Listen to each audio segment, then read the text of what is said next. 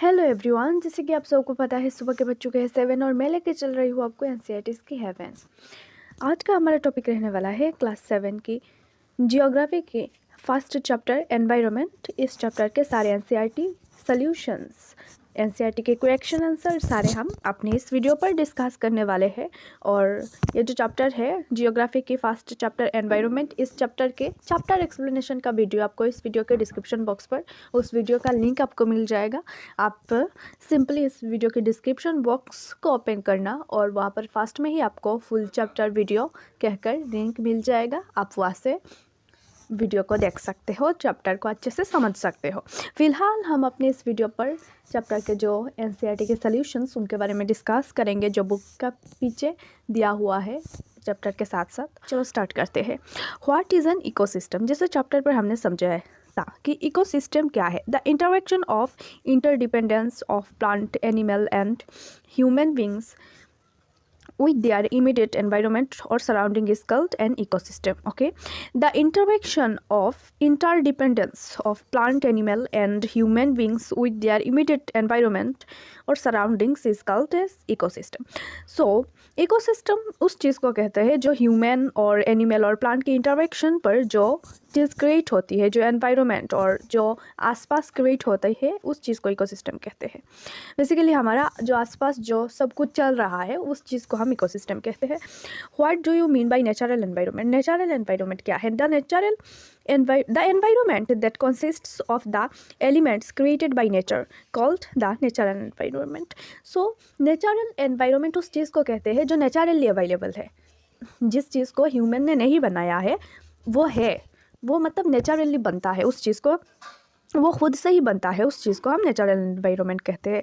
The natural environment comprises land, water, air, plants and animals. Natural environment पर land आता है, water आता है, एयर आता है, प्लांट्स आता है एंड एनिमल्स आता है। सो ये जो नेचुरल एनवायरनमेंट है ये आपको आई होप समझ में आ चुका होगा। जो नेचुरली अवेलेबल है उस चीज़ को कहते हैं।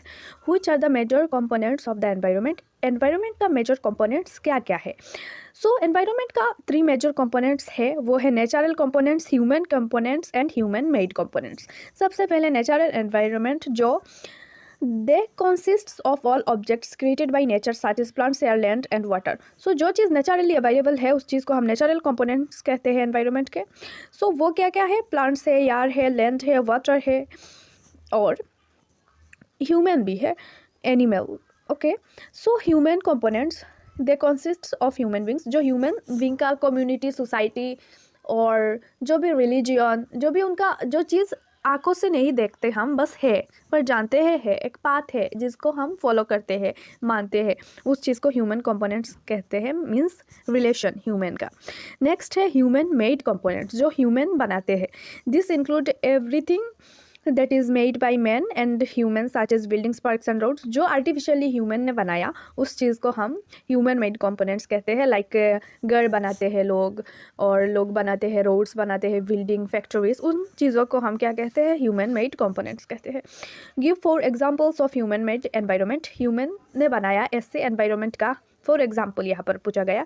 सो ये 4 एग्जाम्पल यहाँ पर दे दिया मैंने। Parks, buildings, roads and industries, ये सब चीज़ें ह्यूमन बनाते हैं।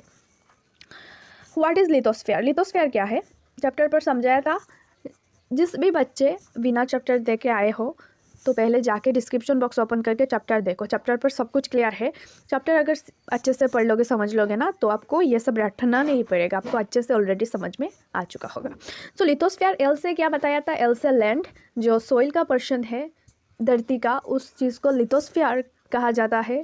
एल से लैंड, आप ऐसे याद कर लेना, एल से लैंड मीन्स मिट्टी, सोइल। ओके, लिथोस्फीयर और the domain of land is the solid crust or the outermost harder layer of the earth। ये अर्थ का जो हार्ड, जो थिक लेयर होता है ऊपर का, जो सबसे फास्ट, उस चीज़ को हम लिथोस्फीयर कहते हैं। It is made up of rocks and minerals, और ये बना है रॉक से, मिनरल से, and is covered by a thin layer of soil, और ये थिन लेयर ऑफ सॉइल से कवर्ड है। It is a irregular surface which various landforms such as mountains, plateaus, plains and valleys। So और यहाँ पर बहुत सारे टाइप्स का लैंडफॉर्म्स होता है, लिथोस्फीयर जो है बहुत टाइप का लैंडस्फीयर यहाँ पर मिलता है।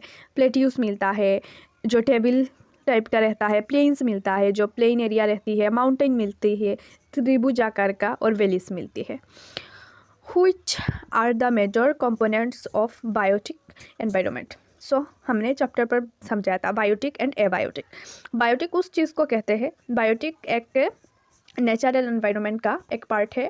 सो बायोटिक उस चीज़ को कहते हैं जो क्या है, जो प्लांट्स है, एनिमल्स है, जो जी पाते हैं, सांस ले पाते हैं, पर नेचुरल एनवायरनमेंट का पार्ट है। और एबायोटिक क्या है, जो ऑब्जेक्ट्स है, थिंग्स है, जो सांस नहीं ले पाते, नहीं जीते, उस चीज़ को एबायोटिक कहते हैं, वो भी नेचुरल एनवायरनमेंट का पार्ट है। Okay, biotic environment consists of all living things in an ecosystem. So biotic environment जो है यहाँ पर ऑल लिविंग जो थिंग्स वो समझाया जाता है, वो दर्शाया जाता है, जो भी लिविंग थिंग्स है इकोसिस्टम पर। The two major components of biotic environment are plants and animals. और two examples of biotic components, biotic जो एनवायरनमेंट है उसका टू एग्जांपल्स है plants and animals. Okay, next, what is biosphere. Biosphere क्या है? सो biosphere क्या है, जहाँ पर लिथोस्फीयर और एटमॉस्फेयर और hydrosphere means water, land and air जहाँ पर मिक्स होता है, उस जगह को हम बायोस्फीयर कहते हैं। जहाँ पर क्या है, जहाँ पर लाइफ पॉसिबल है, जहाँ पर लिविंग बीइंग जिंदा रह सकते हैं। Biosphere is the narrow zone of the earth where land, water and air interact with each other to support life. It is also known as the living world that consists of both plant and animal kingdom. Okay, so biosphere पर life possible है, biosphere पर plants भी रह सकते हैं और animals भी जी सकते हैं। ये एक ऐसा एरिया है जहाँ पर air भी होता है, water भी होता है और land भी होता है। नेक्स्ट है हमारा tick the correct answer, which is not a natural ecosystem. ये जो कुछ 3 हमारा MCQs दिया हुआ है, 3 ऑप्शंस दिया हुआ है, इनमें से कौन सा जो है नेचुरल इकोसिस्टम पर नहीं आता? डिजर्ट, एक्वेरियम एंड फॉरेस्ट, कौन सा? So aquarium is an artificial aquatic environment which is made by man. So option B हमारा करेक्ट आंसर है इसका। Which is not a component of human environment. So इनमें से कौन सी चीज़ जो है ह्यूमन एनवायरनमेंट का कंपोनेंट नहीं है? लैंड। सो इसका आंसर है ए, लैंड हमारा जो है ह्यूमन एनवायरनमेंट का कंपोनेंट नहीं है, क्योंकि रिलीजन एंड कम्युनिटी जो है ह्यूमन एनवायरनमेंट का कंपोनेंट है। Next, which is a human made environment, mountain, sea, road. So इनमें से कौन सा जो है ह्यूमन मेड एनवायरनमेंट है? सो रोड है, रोड जो है ह्यूमन मेड एनवायरनमेंट है, क्योंकि माउंटेन एंड सी तो नेचुरल एनवायरनमेंट है। नेक्स्ट है which is a threat to environment. और कौन सा जो है यहाँ पर, कौन सा ऑप्शन जो है threat to environment? Growing plant, ये इनकरेक्ट है। Growing population, growing crops. So ये ग्रोइंग पॉपुलेशन जो है ये थ्रेट टू एनवायरनमेंट है, क्योंकि पॉपुलेशन अगर ज़्यादा होंगे तो ये जो एनवायरनमेंट जो है इसको ख़तरनाक हो सकता है, प्लांट्स काट सकते हैं, और लोग होंगे तो उनकी नीड्स भी ज़्यादा होगी, इस टाइप का। Match the following. ओके, सो यहाँ पर मैच द फॉलोइंग हमारा नेक्स्ट 3rd दिया हुआ है। सो यहाँ से आंसर मैंने मेंशन कर लिया नीचे पूरा, इस बॉक्स से आप इसको करेक्ट कर लेना। Okay, biosphere, narrow zone where land, water and air interact.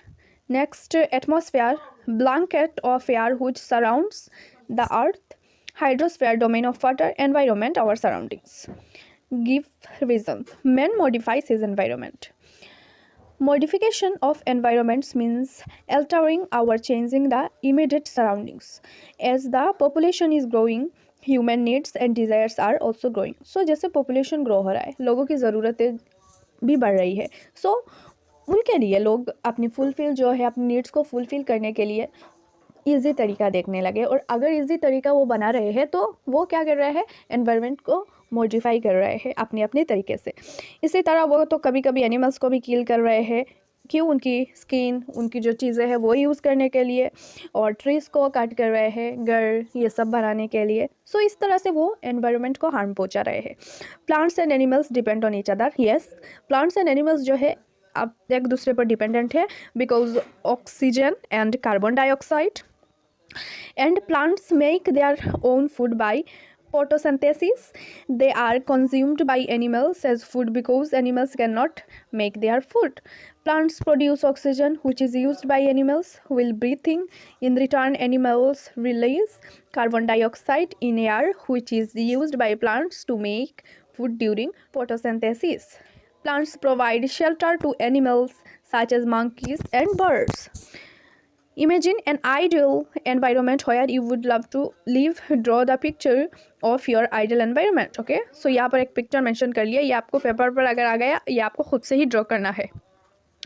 सो बच्चों, खुशी की बात यह है यहाँ पर हमारा ख़त्म हुआ क्लास 7 की जियोग्राफी की फर्स्ट चैप्टर के एनसीईआरटी सॉल्यूशंस और क्वेश्चन आंसर्स। और हाँ, फिर से बता रही हूँ, इस चैप्टर की एक्सप्लेनेशन का वीडियो इस वीडियो के डिस्क्रिप्शन बॉक्स पर लिंक मिल जाएगा, वहाँ से आप देख लो पूरा वीडियो। और मिलते हैं अपने नेक्स्ट वीडियो पर। एक लाइक ज़रूर कर देना ताकि मुझे पता चले कि आपको अच्छे से समझ में आ रहा है और आपको सब कुछ समझ में आया और आप जो है अपनी पढ़ाई को आगे बढ़ा पा रहे हो इसके थ्रू। तो एक लाइक कर देना ज़रूर, तब मुझे भी बहुत अच्छा लगेगा। मिलते हैं अपनी नेक्स्ट वीडियो पर।